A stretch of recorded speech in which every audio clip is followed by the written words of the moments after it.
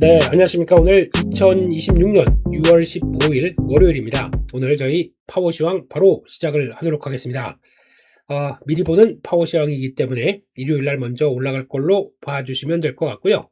그런 쪽에서 미국 시장의 마감한 내용들과 함께 먼저 일정들 체크해 보면서 넘어가게 되면요. 미국 시장은 그래도 분위기는 나쁘지 않았다라는 쪽으로 보고 이 추세 저항들을 이제 막 돌파가 시작이 되네요. 그래서 이 스페이스X와 함께 이게 어떤 변화를 올지 조금 좀 고민을 하고 있었는데 고민하지 마. 그냥 갈게. 라고 하는 분위기가 딱 나오는 것 같습니다. 그런 쪽에서는 일단 지정학적 리스크 완화, 그리고 또 스페이스X가 이제 잘 들어왔고, 이제 IPO 성공적으로 했고, 근데 들어온 거는 잘 들어왔으니까 거기 나왔던 환불금이죠. 예, 그러니까 청약해서 못 받았던 환불금 들어오게 되면 그거 다시 제 갈 길을 간다. 라는 쪽으로. 이게 다시 아유 못 샀으니까 스페이스X를 사면 되지라고 들어올지 아니면 환불했으니까 예전 다시 강했던 섹터로 돌아갈게 갈지 요게 관건이죠. 그러니까 스페이스X가 또 이번 주에 계속 올라간다. 그러면은 가려고 했던 게 잠깐 스톱 다시 올 수 있겠죠. 그래서 직접 그냥 스페이스X 사자라는 쪽으로 볼 수 있을 것 같은데 개인적으로는 네. 추격 매수는 모르겠습니다. 지금 그냥 이쪽은 짧게 매매하는 게 맞지 않나 싶어서 그냥 저는 관심 대상에 일단 안 두겠습니다. 안 두고 다른 쪽을 좀 챙겨보겠다는 입장으로 가야 될 것 같아서 물론 좋죠. 기다리고 장기적인 흐름상으로는 성장에 대한 얘기, 우주 데이터 센터 뭐 아주 멋지죠. 근데 보여준 것보다 보여줄 게 많은 성장주의 가장 큰 특징을 갖고 있는데 조금 더 구체화됐었을 때 아니면 가격 메리트가 나올 때 그때 보는 게 맞지 않나 싶어서 그렇게만 보겠습니다. 그렇게 봐야 될 것 같고요. 네, 그리고 또 일단 방금 같은 내용들 한번 정리를 해보겠습니다. 일단 보니까 6월 14일 날 트럼프 대통령은 오늘 이제 서명한다. 그래서 이란과 미국의 이제 합의가 서명된다라고 하는데 자세한 내용들을 보게 되면 계속 60일이라는 내용들이 많습니다. 그렇다는 얘기는 지금 일단 급한 동결자산 해제 이런 것들은 진행이 되는데 추가적인 뭐 핵이라든가 이런 약간 민감한 내용들은 그리고 또 동결자산 해제하다 보니까 당연히 그에 맞는 대가를 제공해야지라고 해서 호르무즈예요. 이쪽들이 바로 또 이제 예 통과가 되는 이런 쪽으로 나오는데 중요한 내용들은 또 60일 내에 또 합의 얘기가 들어가 있더라고요. 그래서 그거는 또 앞으로 약간 또 노이즈가 나올 수는 있는데 시장은 일단 풀려라. 이제 배만 돌아다녀라. 유조선만 빨리빨리 왔다 갔다 해주세요. 이런 분위기 같아서 일단 시장 반응들은 뭐 나쁘지 않다라고 봐야 될 것 같고 막상 진짜 사인을 하는지도 봐야 될 것 같고 오늘은 그래도 우리 트럼프 대통령 단신일이기 때문에 백악관 앞에서 UFC 예, 그 보니까 또 어마어마하게 차렸더라고요. 그런 거 하고 그 다음에 또 G7 정상회담으로 쑥 넘어가겠죠. 근데 예전만큼의 미국을 G7 정상회담에서 환영하는 분위기가 아니기 때문에 그냥 우리만 보겠다라는 쪽에 대한 의지가 강하기 때문에 그렇다고 해서 뭐 다른 국가들과의 연대감이 많이 없는 상황들이기 때문에 좀 기대감과 좀 뭐 어떤 연대감이 나올 거는 좀 적다 그렇게 봐야 될 것 같습니다. 그런 쪽에서 일단 지금 나왔던 매크로 지표 보게 되면 달러가 그렇게 크게 약세는 안 가고요. 10년물 국채금리도 살짝 그냥 반등해서 아직 4.5대 근처에 있다. 아직은 관망이 좀 크죠. 근데 유가는 일단 빠졌습니다. 그럼 유가가 나머지들 쭉 데리고 끌고 내려오는 그런 변화가 될지 조금 더 봐야 될 것 같은데 유가는 이제 레벨이 70, 80달러대짝으로 내려오기 시작해야 그 다음에 좀 안정을 좀 노리는 그런 모습들이 나오지 않을까 싶어서 그렇게 보아야 될 것 같고 그나마 지금 잠깐 보니까 지금 주말 사이에 코인 시장은 괜찮더라고요. 다시 반등 기조가 나와서 나쁘지 않다라고 보고 있고 제일 중요한 게 이거죠. 빅스 지수. 예. 20대 이상에서는 고민합니다. 근데 20대 밑으로 훅 떨어지다 보니까 아이고 저기 연관되는 ETA 펀드 그냥 다시 롱으로 붙겠구나 라는 생각이 드는 게 일단 20대입니다. 그래서 20대에서 지금 한 15, 16 요 정도짜리 가게 되면 거기까지는 또 더 안 빠지고 그러면 혹시나 그래서 막 지수가 반등돼 있다 그러면 이것도 고민하겠죠. 그런 관점 쪽에서 빅스는 좀 더 체크해야 될 것 같다라고 봐야 될 것 같고요. 그래도 지금은 시장이 조금 추세를 강화시키기 위한 요건들이 좀 더 많기 때문에 그래도 기대감이 살짝 높다. 그렇게 정리를 해야 될 것 같습니다. 이렇게 보고요. 그런 쪽에서, 지금 1개 업종 중에서 10개가 올랐다. 그럼 다 오른 거죠. 그런 쪽에서 지금, 관련된 약간 금리가 뭐 큰 변화는 없었는데, 그래도, 어떤 이제 호르무즈 해협이 통과가 되기 시작하면서 어떤 생각보다 좀 빠르게 물가가 떨어질 것 같다는 쪽들이 나오다 보니까 금융, 부동산 뭐 이런 쪽들이 강세를 보였다. 한 쪽들도 눈에 가고 있고요. 그래서 지금 말씀드렸던 내용들, 아직 이란이 어떻게 반응을 할지 모른다는 것들과 함께 핵 협상 서명은 60일간 또 진행이 된다. 이런 것들이, 그러니까 명분이, 이 지금 미국이 때렸던 명분이 이거였거든요. 근데 이게 아직까지 해결이 안 되고 이렇게 들어온다. 요거는 조금 좀 고민이 필요한 것 같습니다. 예, 그렇게 갖고, 그리고 지금부터는 가장 중요한 건 이거 하나입니다. 예, 요거 하나로 이제 모든 걸 해결할 수가 있겠죠. 지금 트럼프 대통령은 지금 입장 쪽에서 봤을 때 그거 한번 볼까요? 지금 트럼프 대통령의 가장 큰 지금식 관심사는 왜 이렇게 빨리 좀 진행을 시키고 할 수밖에 없었느냐? 라는 쪽들은 당연히 물가겠고, 거기다가 뭐 이란도 필요한 조건들이 있었겠지만, 이런 상황 쪽에서 이제 11월 달, 이제 6월이다 보니까 5개월 남짓 남았습니다. 5개월 남은 상황 쪽에서 지금, 불신임. 그래서, 에휴, 일 잘 못하네.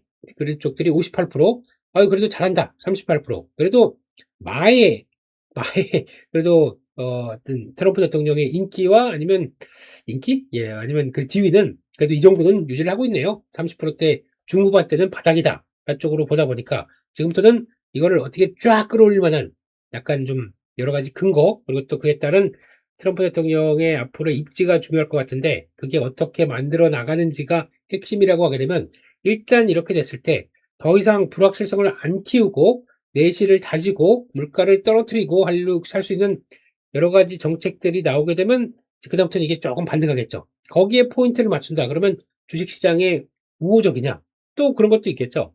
주식시장이 올라가기 시작을 해야, 지금까지는 뭐 왔다 갔다 한다고 하더라도 여기에 올라가서 우리 자산에 대해서도 내 퇴직금 여전히 이상 없어. 돈 잘 벌고 있네. 쪽들이 나오기 시작해야 주식시장이 제일 싫어하는 이제 불확실성을 제거하는 데 초점을 맞춰갈 수 있지 않을까 싶기 때문에, 일단 예, 앞으로 어떤 정책이 나올지 시간이 얼마 없습니다. 예, 그래서 이걸 돌리는데 모든 총력을 다한다고 하게 되면, 그런 거 하지 마세요. 무슨 뭐 UFC, 그건 제가 제 손은 아니긴 하지만, 백악관 앞마당에 그런 거 한다고 지지율이 올라갈까요? 네, 그런 생각은 듭니다. 그래서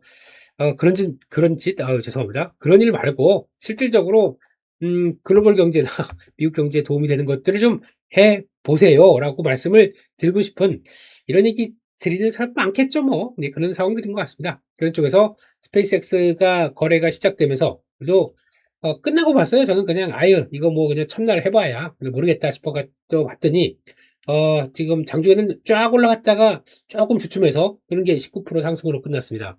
그러다 보니까 뭐 인증 많이 올라오더라고요.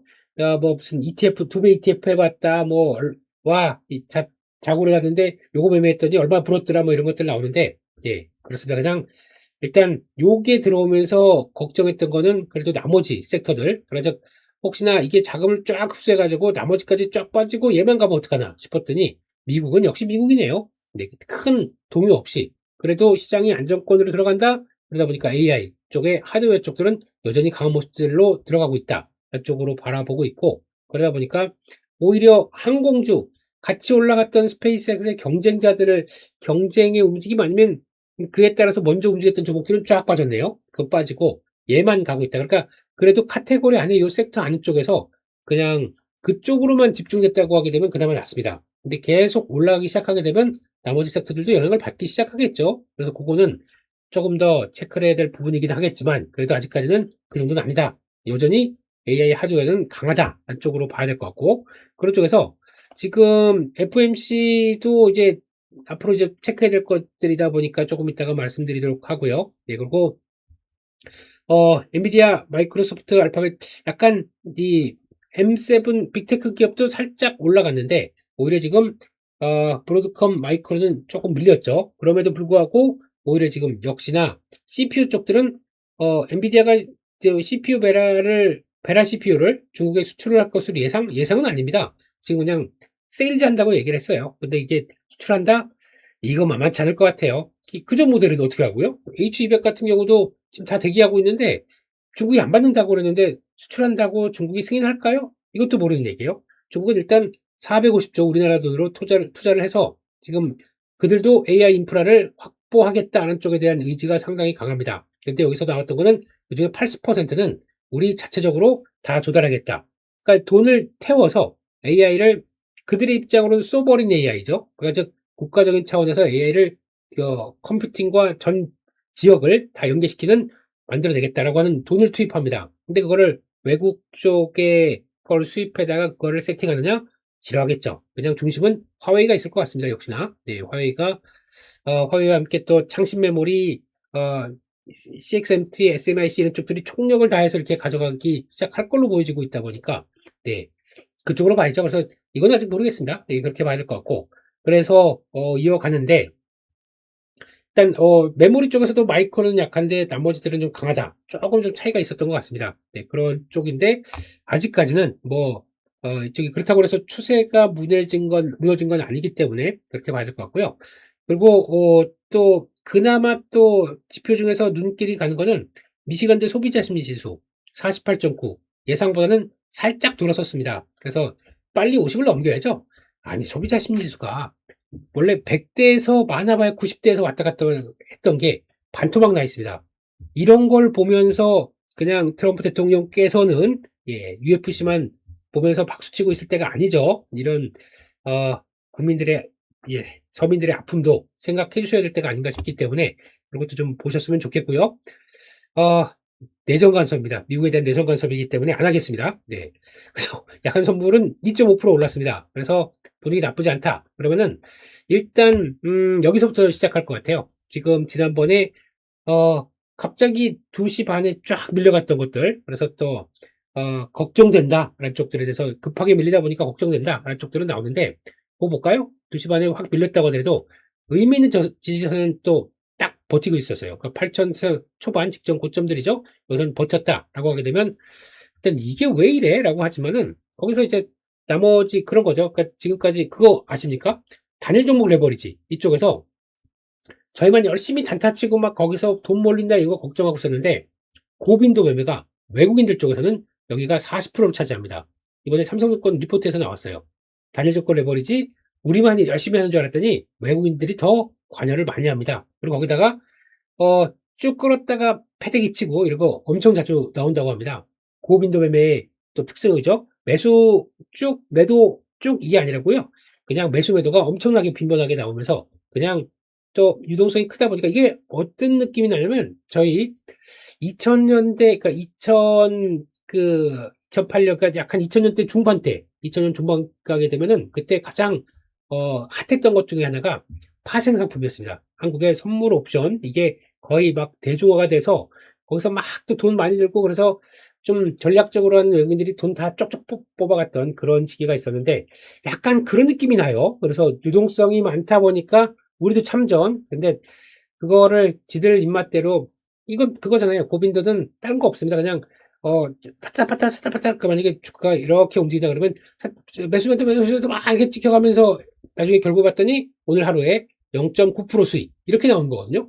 그건 이거보다는 좀 더 나오겠죠. 근데 이런 식으로 나오다 보니까 이것도 우리도 우리지만 그들도 거기 와서 그냥 난리를 피고 있다. 일단 그렇게 봐야 될 것 같습니다. 그래서 결론적으로는 일단 오늘 다시 시작은 한 8,300선 시작할 것 같아요. 시작해서 거기서 이제 딱 걸리는 모습 쪽에서 여기 갭이 나온 상황 쪽에서 아직까지 빨리 갈까 고민 이런 쪽에서 8,300 일단 거기서 전후로 치고받고 또 한번 나올 것 같고요. 그런 쪽에서 삼성전자, 하이닉스 눈치를 봐야겠죠. 그런들 쪽에서 일단 시도는 계속 이쪽은 타진 들어올 것 같습니다. 갭 쪽에 대한 부분들. 근데 가장 좋은 거는 갭으로 돌파하는 게 가장 좋습니다. 미국이 또 한 번 더 쫙 끌어올려서 그걸 가지고 우리도 그냥 지난번에 왔던 갭이 8,700이죠 여기가요. 잘 볼까요? 예, 8,600 정도 되네요. 8,600을 갭으로 땅 띄어서 움직여야 그 다음부터 두루룩 가는 게 조금 더 단단해지겠죠. 그래서 일단 오늘은 8,300에서 초반에 눈치 좀 보자 이렇게 생각해야 될 것 같고요. 그래도 밑에서 이제 쭉 따라오는 게 있다 보니까 8,000선 정도 그렇게 크게 이탈은 안 할 것 같다. 그쪽에서 8,000과 8,300에서 어느 쪽으로 튀는지 삼성전자 하이닉스의 탄력도 같이 보면서 그렇게 대응하는 게 맞겠다라고 봐야 될 것 같습니다. 거기까지 보고요. 그래서 그래도 시장 분위기는 나쁘지 않을 거기 때문에 그걸 좀 더 챙겨가는데, 역시나 주도주는 분명히 나와 있기 때문에 반도체, 그리고 또 코스닥에서는 반도체 소부장 많이 올랐지만 차익 매물 나오게 되면 아마 그거 받고 또 갈 준비할 거라고 저는 개인적으로 생각합니다. 그런 쪽에서 그러면 이제 코스닥이 좀 가주느냐, 이게 이제 문제겠죠. 근데 코스닥은 가장 큰 여기 1000포인트 이제 안착을 하는 상황 쪽에서 여기 1080선, 여기가 좀 중요한 저항선입니다. 이 정도 한 1075, 뭐 1080, 이 정도쯤. 그러니까 1075에서 이거를 돌파하기 위해서는 그냥 반도체 소부장으로만 가기에는 한계가 있습니다. 그러면 뭐가 움직여져? 바이오나 아니면 2차전지가 가져야 됩니다. 요게 다 같이 그래도 돌아가기 시작하면서 같이 쭉 움직여줘야 중요한 저항대 넘어서 그 다음에 다음을 넘어갈 수가 있는 거죠. 그래서 지금은 일단 저점에서 턴했던 건 반도체 소부장. 근데 소부장이 빠진다? 코스닥 못 갑니다. 나머지가 그럼 바톤 넘기고 얘는 빠지고 이쪽으로 가면 되지 라고 할 수 있을지 모르겠지만, 워낙 지금 밑에서 이제 쭉 올라오고 있는 이 종목들의 힘이 워낙 강하다 보니까 이거 쉬고 바이오가 한 거의 15% 20%씩 다 올라야 돼요. 그래야 견인력이 좀 강할 것 같습니다. 안 그러면은 또 나머지 다 쉬고 바이오만 세다, 그러면 지수 잘 못 가요 또. 그렇기 때문에 이거는 다 종합적으로 보는 게 맞지 않나. 그래서 반도체 소비장도 움직였으니까 더 안 빠지고 버티고 있다가 바이오가 플러스 알파로 계단을 하나 더 쌓아 놔야 올라갈 수 있는 쪽이겠죠. 그렇게 보시는 게 더 맞겠다. 그쪽으로 보면서 시장 흐름들 대응하시는 게 좋을 것 같고요. 그리고 거기다가 또 그거 한번 볼까요? 그러면 이번 주 또 중요한 일정들 한번 쭉 한번 체크를 해보도록 하겠습니다.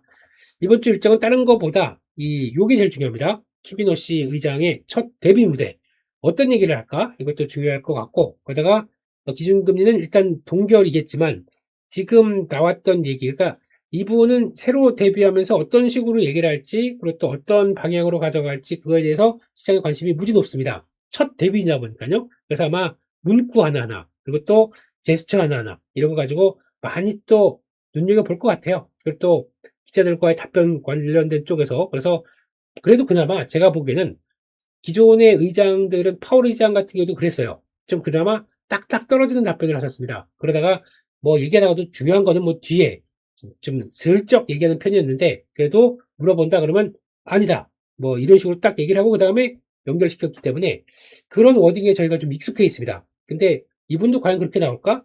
지난번에 그러니까 얘기하는 거 잠깐 보다 보니까 아직은 모르겠어요. 아직은. 네, 그래서 확인하고 보자 라는 쪽에서 요거는 일단 불확실성으로 자리 잡을 수 있습니다. 우리가 모르거든요, 이분의 새로운 FOMC 의장에 대한 성향을. 그래서 그거는 그런 불확실성은 있다라고 봐야 될 것 같고, 또 하나 요겁니다.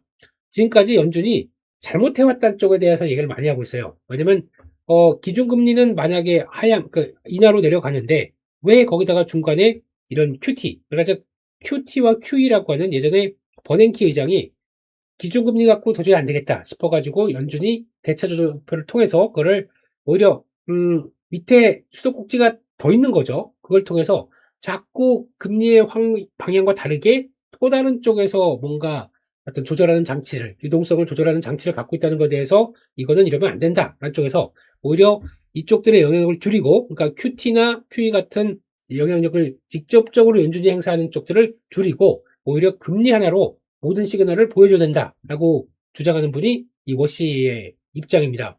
그렇게 나갈지, 그래서 이 영향력을 계속 떨어뜨리고 이쪽으로 갈지. 근데 그렇게 되면은 어떻게 보면 연준이 다양한 정책 수단이 있다는 쪽에서는 긍정적인데, 이거를 없애버리고 금리만 가지고 얘기를 한다. 그러면 그건 가지고는 수단이 좀 많이 줄어든 게 아닐까 하는 생각도 들고 있겠죠. 그래서 지금같이 나오는 시기에는 이상이 없겠지만, 혹시나 시스템 리스크가 나왔었을 때는 어쩔 수 없이 이거 손댈 수밖에 없거든요. 근데 그럴 때 연준의 또 능력들이 또 많이 보여지겠죠. 그럼 이거는 앞으로 숙제입니다. 그래서 일단 다시 QT 확대, 그러니까 즉 대차들표를 축소를 시켜서 유동성을 흡수하고 그런 과외 보이지 않는 수도꼭지는 다 잠가버리겠다. 그리고 차라리 금리에 따라서만 변화가 되는 쪽으로 시장 시그널로 계속 유도하겠다라는 쪽이기 때문에 요건 앞으로 시장이 어떻게 받아들이는지가 중요할 것 같아요. 근데 그런 관점 쪽에서 이거를 약간 채권 작용단, 채권을 바라보는 입장 쪽으로는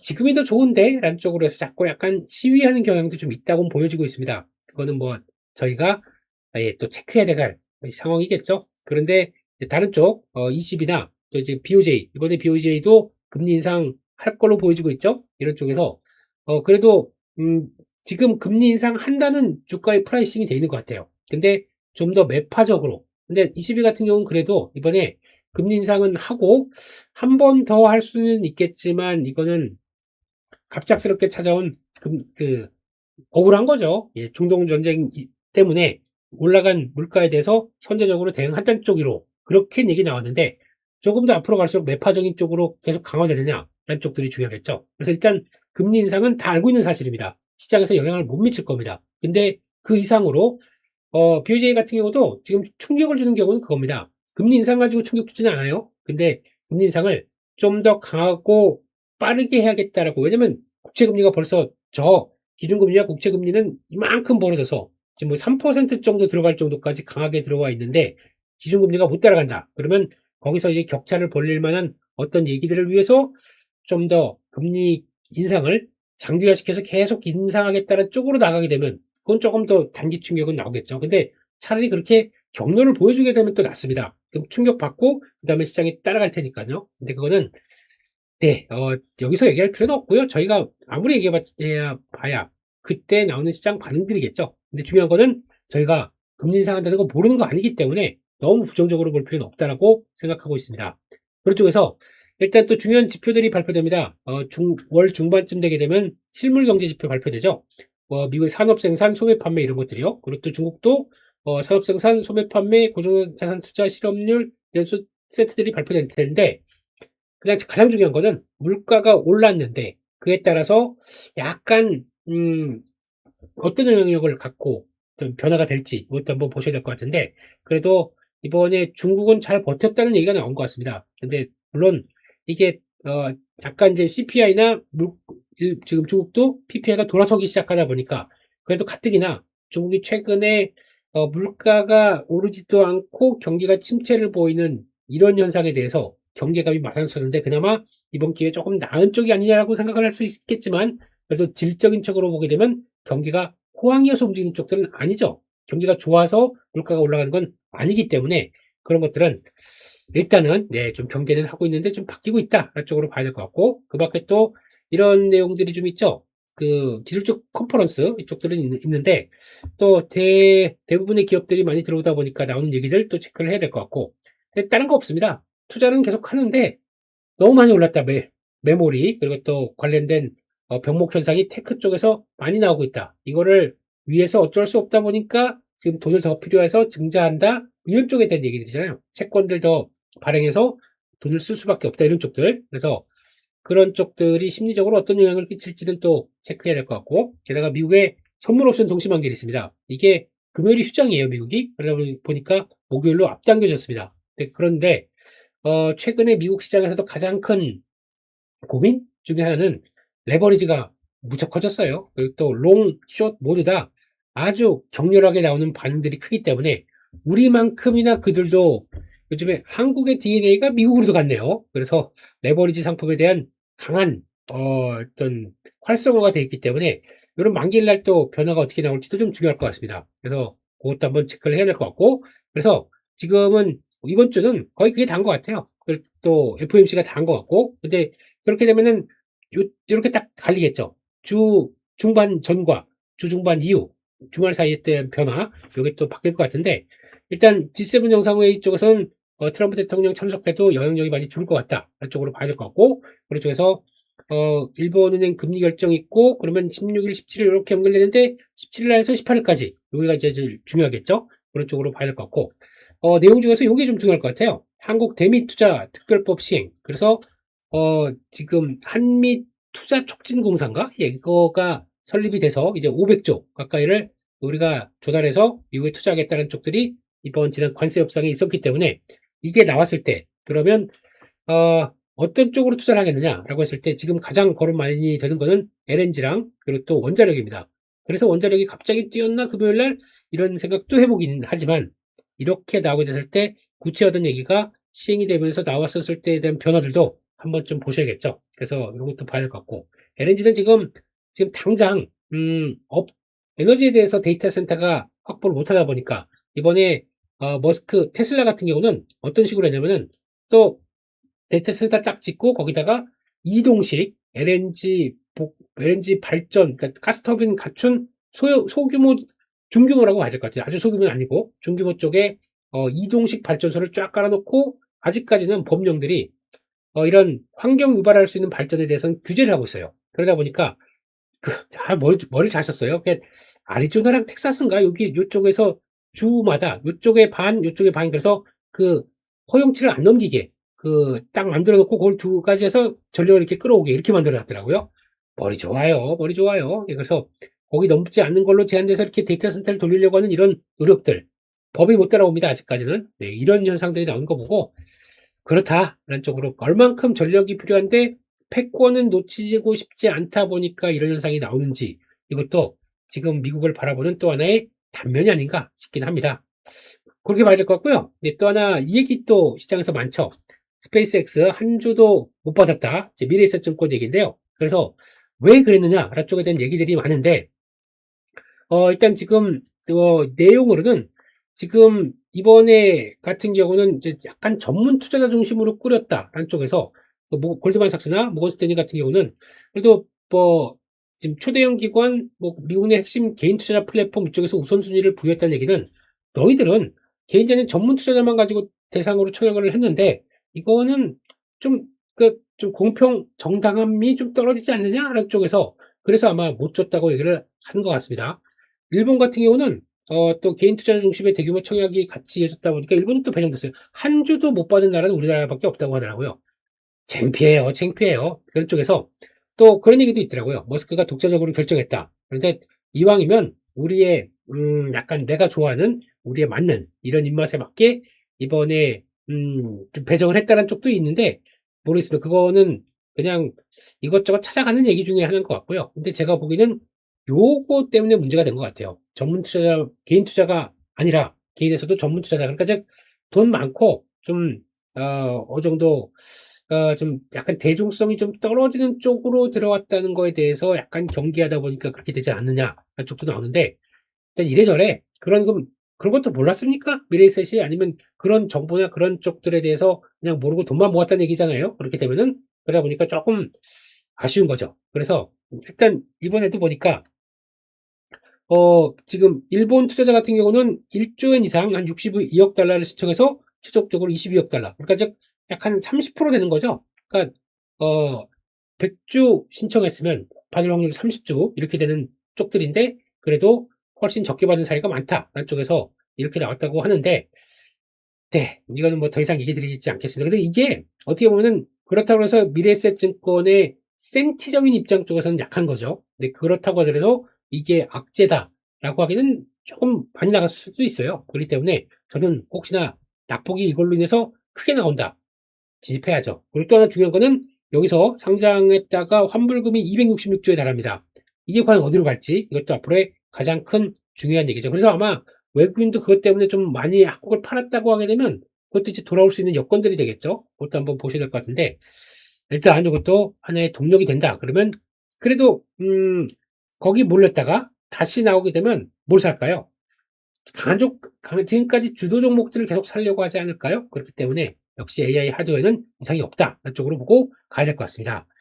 그런 쪽으로 보고요. 몇 가지 또 내용들을 보게 되면 이번에 또 미국에서 그 얘기들 지금 이거 국가안보를 이유로 지금 국내외를 막론하고 외국인에 대해서 지금 AI 쪽들을 쓰는 것에 대해서 통제를 가한다라는 쪽들에 대한 내용들이 나오다 보니까 약간 좀 불안 심리를 가속시키는 것 같아요. 근데 그 중에 핵심이 특히 엔트로픽 관련된 얘기가 많은 것 같습니다. 그래서 새로운 미토스, 페이블 5 이런 것들 금지하겠다는 수출 통제 지침이 AI에 대한 통제 지침이 내려오다 보니까 이게 외국인들은 못 쓴다는 쪽으로 나오죠. 근데 그 전 모델은 쓸 수 있습니다. 그렇기 때문에 전면 막는 건 아닌데 이외에 이런 현상들이 나오느냐라고 하게 되면 탈옥. 그러니까 즉 지금 다른 쪽에서 취약하게 들어와서 약간 보안이 좀 취약하다는 얘기들도 나온 것 같고, 하지만 우리는 방어하겠다 얘기들이 나온 것 같고, 그런데 이렇게 되기 시작하게 되면은 물론 외국인들이 마찬가지로 지금 토큰 비용에 대한 얘기가 많이 나옵니다. 지금 메타도 그렇고 아마존도 그렇고 지금 메타 같은 경우도 일단 좀 내부적으로 AI에 쓰는 것에 대해서 통제를 하려고 하는 움직임이 나오다 보니까 반발이 직원들이 많아요. 그런 상황들 쪽에서 이 비용과 관련된 쪽들이 생각보다 높다 보니까 이거를 통제하면서 그 다음에 약간 벌써부터 이제 패권의 움직임들이 살짝 나오기 시작하는 거예요. 그렇게 되면은 우리가 만든 우리 AI가 훈련해서 만든 것들 다른 쪽에서 막 해서 활용하지 말라. 우리만 보겠다라는 쪽들이 많죠. 이게 결국에 어디로 가느냐? 소버린 AI에 대한 확대로 갈 것 같습니다. 무슨 얘기냐면은 어이씨 치사하게 니들이 했다고 니들만 써? 돈 내는데도 못 써? 오케이 알았어. 그러면 우리는 우리 거 각자적으로 구축할 거야. 각 국가별로 또 강화시키기 시작하겠죠. 아까 중국도 450조 투자해서 이렇게 만들어 간다고 했습니다. 그러면 나머지 국가들도 한국도 마찬가지고 그러면 일본도 마찬가지고 각 개별적으로 독립적으로 소버린 AI 딱 만들어 놓고 어떻게 보면 거기서 이제 우리 거 해서 그러니까 바로 말씀드리면 중복 투자가 나올 수 있다는 얘기죠. 예.